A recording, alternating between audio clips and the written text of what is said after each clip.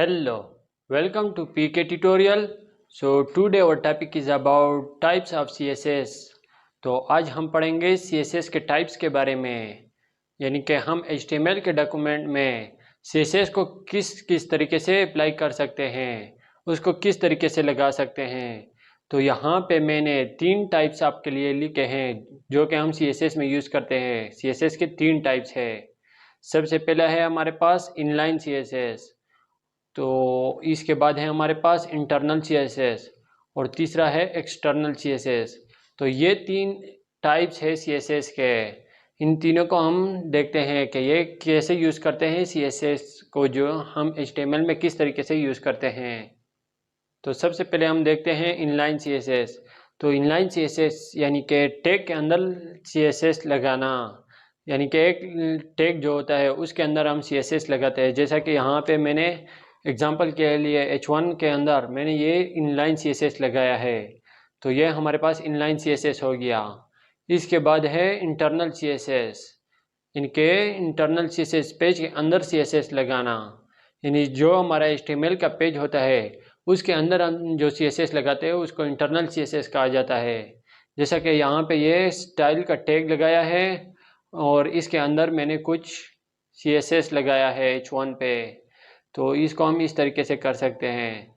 इसके बाद है एक्सटर्नल CSS, यानी कि एक अलग से फाइल बनाना और उसको HTML के डॉक्यूमेंट के साथ लिंक करना, यानी कि हम एक अलग से पेज बनाते हैं। एक हमारा HTML का पेज होता है, उसके साथ हम दूसरा CSS का वेब पेज बनाते हैं और इन दोनों को आपस में कनेक्ट कर लेते हैं और उसको अप्लाई करते हैं। जो CSS हमारा होता है वो HTML पर अप्लाई करते हैं।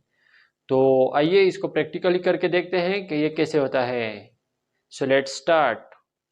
तो ये मैंने एक HTML का डॉक्यूमेंट ओपन कर दिया है। इसमें मैंने 3 हेडिंग लगाए हैं H1 के और उसमें कुछ टेक्स्ट लिखा है मैंने, जो कि हमारे पास इसका आउटपुट कुछ इस तरह शो हो रहा है। तो अभी इस पर हम CSS को अप्लाई करेंगे। सबसे पहले मैं इनलाइन CSS को अप्लाई करता हूँ यहाँ पे, इस पे कि वो कैसे होता है। तो यहाँ पे मैं लिख लेता हूँ, यानी कि इस टैग के अंदर मैं लिखूँगा, मैं यहाँ पे लिख देता हूँ स्टाइल और इसके बाद इज इक्वल टू लगा देता हूँ। अब जो भी मैं स्टाइल लगाना चाहता हूँ वो मैं इस स्टाइल के एट्रीब्यूट के अंदर लगाऊंगा, यानी टैग के अंदर मैंने एक एट्रीब्यूट लगा दिया स्टाइल का। तो अभी इसके अंदर मैं प्रॉपर्टी लगाऊंगा, तो यहाँ पे मैं कलर लगा देता हूँ और यहाँ पे कॉलन लगा देता हूँ। और अब जो भी मैं कलर देना चाहता हूँ, यानी इसकी वैल्यू जो देना चाहता हूँ वो मैं यहाँ पे राइट करूँगा। तो मैं यहाँ पे फॉर एग्जांपल दे देता हूँ, रेड कर लेता हूँ। तो ये कलर आप अपनी मर्ज़ी से सेट कर सकते हैं, आप जो भी देना चाहे वो दे सकते हैं। तो मैंने ये रेड दे दिया और अभी इसको क्लोज करने के लिए, यानी इस प्रॉपर्टी को क्लोज करने के लिए हम यहाँ पे सेमीकोलन लगाते हैं। तो मैंने वो लगा दिया और अब यहाँ पे ये हमारी एक प्रॉपर्टी हो गई, यानी ये हमारी पूरी एक प्रॉपर्टी हो चुकी है। तो अभी इसको सेव करके ब्राउज़र में जाके चेक करते हैं। तो मैं यहाँ पे लोड करता हूँ, तो ये देखें इसका कलर जो है वो रेड हो गया, बाकी का जो है वो बाय डिफ़ॉल्ट ब्लैक ही होता है, तो वो ब्लैक है क्योंकि मैंने सबसे पहले इस पे ही कलर अप्लाई किया है, तो इसलिए ये इस तरह हो गया। अब मैं इसको फॉर एग्जांपल बैकग्राउंड कलर देना चाहता हूँ, यानी इसका बैकग्राउंड कलर कोई भी नहीं है। अगर मैं बैकग्राउंड कलर देना चाहता हूँ तो वो मैं क्या दूंगा, तो मैं यहाँ पे वो बैकग्राउंड कलर दूंगा। तो ये प्रॉपर्टी मेरी जो ख़त्म हो चुकी है, इससे आगे मैं यहाँ पे बैकग्राउंड कलर लिख देता हूँ। तो यहाँ पे मैं बैकग्राउंड लिख देता हूँ, बैकग्राउंड कलर, और यहाँ पे दोबारा से मैं यही साइन लगाऊंगा, यानी क्लोन लगाऊंगा। और इसके बाद इसकी जो भी मैं वैल्यू देना चाहता हूँ वो मैं यहाँ पे राइट करूँगा। तो मैं वो देता हूँ, यहाँ पे मैं वो ग्रीन दे देता हूँ। और अब इसको क्लोज करने के लिए मैंने पहले भी बता दिया कि हम ये सेमीकोलन लगाते हैं, तो यहाँ पे भी मैं ये लगा देता हूँ। तो अभी इसको सेव करके ब्राउज़र में जाके चेक करते हैं कि हमारा आउटपुट शो होता है कि नहीं। तो ये देखें इसका कलर जो है बैकग्राउंड कलर वो ग्रीन हो गया और इस टेक्स्ट का जो कलर था वो रेड हो गया।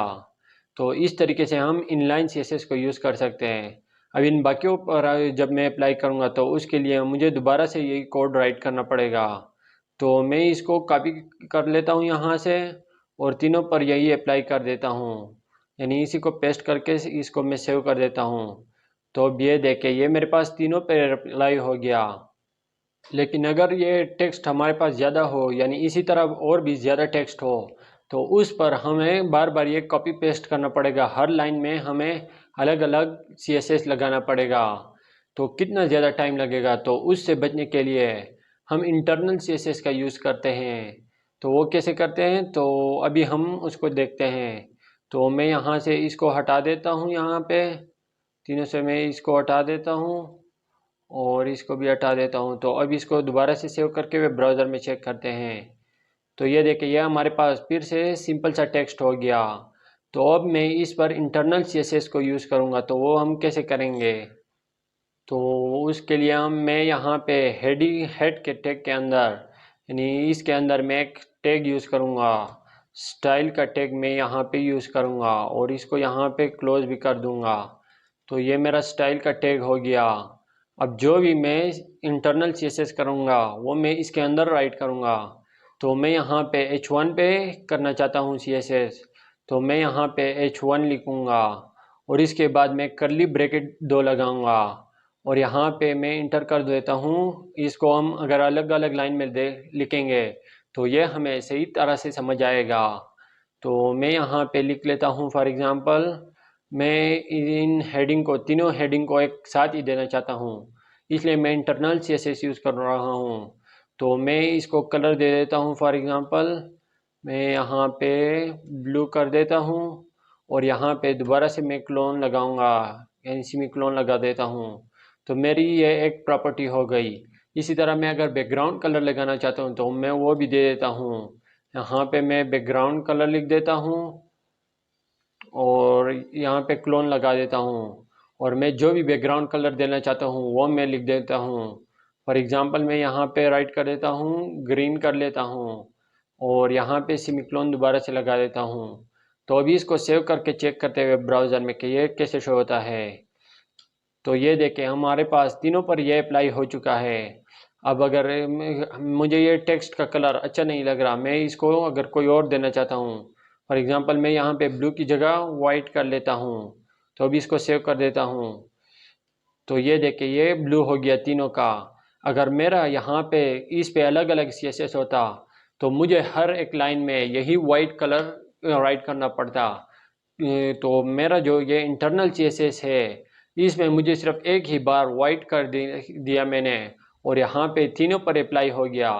तो ये हुई ना मज़े की चीज़। तो इस तरह से हम इंटरनल CSS का यूज़ कर सकते हैं। तो ये मैंने पूरे एक वेब पेज पर अप्लाई कर दिया। तो इस तरह अगर मेरे पास 10-15 पेज हो तो उस पर मैं हर एक में जाके यही कोड राइट करूँगा, यानी इसी को कॉपी पेस्ट करूँगा या वही पे जाके राइट करूँगा। तो कितना ज़्यादा टाइम हमारा लगेगा हर एक पेज के अंदर। तो इससे बचने के लिए हम क्या करेंगे, इससे बचने के लिए हम एक्सटर्नल CSS का यूज़ करेंगे। तो वो कैसे करते हैं, तो आइए वो देखते हैं। सबसे पहले मैं ये स्टाइल हटा देता हूँ यहाँ से और इसको दोबारा से सेव करके चेक करते हैं। तो ये देखिए, ये दोबारा से सिंपल सा टेक्स्ट हो गया। तो अभी मैं यहाँ पे राइट करूँगा, यहाँ पे मैं एक न्यू फाइल बनाऊँगा। ये मेरा types.html का पेज है और यहाँ पे मैं एक न्यू फाइल क्रिएट करूँगा। इसको फॉर एग्ज़ाम्पल मैं दे देता हूँ main.css। HTML में हम यहाँ पे HTML लिखते हैं और इसमें हम डॉट के बाद CSS लगाते हैं, क्योंकि ये CSS का एक्सटेंशन है इसलिए मैंने CSS लगा दिया। तो अब इसको मैं सेव कर लेता हूँ यहाँ पे। तो ये मेरा CSS हो गया। तो अब मैं इस पर CSS राइट करूँगा, यानी ये मेरा HTML का पेज हो गया और ये CSS का पेज हो गया। तो मैं इस पर ये अभी राइट करूँगा, जो भी मैं CSS पर अप्लाई करना चाहता हूँ वो मैं यहाँ पे राइट करूँगा। तो मैं राइट कर लेता हूँ यहाँ पे। तो अभी इसके अंदर मैं H1 लगाऊंगा और उसके बाद मैं कर्ली ब्रैकेट लगाऊंगा ताकि जो मेरा टेक्स्ट है वो अच्छी तरह मुझे फिर दोबारा समझ आ जाए, यानी एक लाइन में एक प्रॉपर्टी लगाऊंगा। तो सबसे पहले मैं इसको कलर दे देता हूँ। फॉर एग्ज़ाम्पल मैं यहाँ पे कलर लिख देता हूँ, उसके बाद मैं क्लोन लगाऊंगा और उससे आगे मैं इसको वैल्यू दूंगा।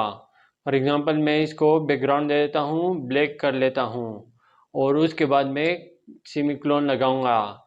तो ये मेरा एक प्रॉपर्टी हो गया और उसके मैंने वैल्यू भी दे दिया। इसके बाद मैं एक नेक्स्ट प्रॉपर्टी लगा देता हूँ बैकग्राउंड कलर का। तो यहाँ पे मैं बैकग्राउंड कलर लगा देता हूँ और इसको भी मैं यहाँ पे क्लोन लगा देता हूँ। इसके बाद मैं इसको फॉर एग्जांपल बैकग्राउंड कलर कोई दे देता हूँ। यहाँ पे मैं वाइट कर लेता हूँ, इसको मैं कॉमा सेमीकोलन लगा देता हूँ। तो ये मेरा एक CSS का स्टाइल हो गया। मैंने CSS का स्टाइल राइट कर दिया। तो अब इस मेन पेज को मैं इसके साथ कैसे अटैच करूँगा, यानी इसके साथ मैं किस तरीके से लिंक करूँगा। तो यहाँ पे हेड के टैग के अंदर मैं लिंक का टैग यूज़ करूँगा और इसको मैं यहाँ पे अंदर लिख देता हूँ। फॉर एग्जांपल इसके अंदर हम लिखते हैं रियल और इसको हम वैल्यू दे देते हैं स्टाइल शीट। हम लिखते हैं यहाँ पे मैं स्टाइल शीट लिख देता हूँ, यानी ये हमारा रियल का वैल्यू हो गया। और इसके बाद मैं यहाँ पे राइट करूँगा टाइप, यानी इसको मैं टाइप दूंगा। टाइप में इसको दे देता हूँ text/css दूंगा और उसके बाद मैं यहाँ पे href दूंगा। और href में क्या दूंगा, जो भी मेरा इसका नेम है, यानी ये जो मेरा मेन पेज है CSS का, जो मैं इसके साथ लिंक करना चाहता हूँ उसका जो नेम है वो मैं यहाँ पे दूंगा। तो मैं इसका नेम यहाँ से कॉपी कर लेता हूँ, ये मेरा CSS का हो गया। तो मैं इसको यहाँ पे पेस्ट कर लेता हूँ। तो मैंने इसको यहाँ पे लिंक करवा दिया। तो इसको सेव करके वे ब्राउज़र में चेक करते हैं। मैं यहाँ पे लोड करता हूँ। यहाँ पे मेरा कलर जो है वो थोड़ा बेस्ट नहीं है, मैं इसको चेंज कर लेता हूँ, इसको ब्लैक कर लेता हूँ और इसको वाइट कर लेता हूँ। अभी सेव करके चेक करते हैं। तो ये देखें, ये मेरे पास कुछ इस तरह शो हो गया है। ये मेरा जो टेक्स्ट है वो वाइट हो गया और बैकग्राउंड कलर जो है वो ब्लैक हो गया। तो इस तरीके से हम इसको यूज़ कर सकते हैं एक्सटर्नल CSS को। यानी कि हमने एक अलग से वेब पेज बना दिया। अब इस वेब पेज को हम किसी और वेब पेज के साथ भी अटैच कर सकते हैं। जितने मर्जी पेज हो सब के अंदर हम यहाँ पे जो हमने H1 दिया है, जिस पेज के साथ हम ये मेन पेज को लिंक करेंगे सब पर ये H1 पर अप्लाई हो जाएगा। तो आई होप आज का ये लेक्चर आपको अच्छी तरह समझ आ गया होगा कि CSS के कितने टाइप्स हैं और उसको किस किस तरीके से यूज़ किया जाता है। अगर आपको लेक्चर अच्छा लगा है तो वीडियो को लाइक कर दें और अगर कुछ समझ नहीं आया है तो कमेंट करके पूछ सकते हैं और चैनल को भी सब्सक्राइब कर दें। Okay, thank you guys for watching.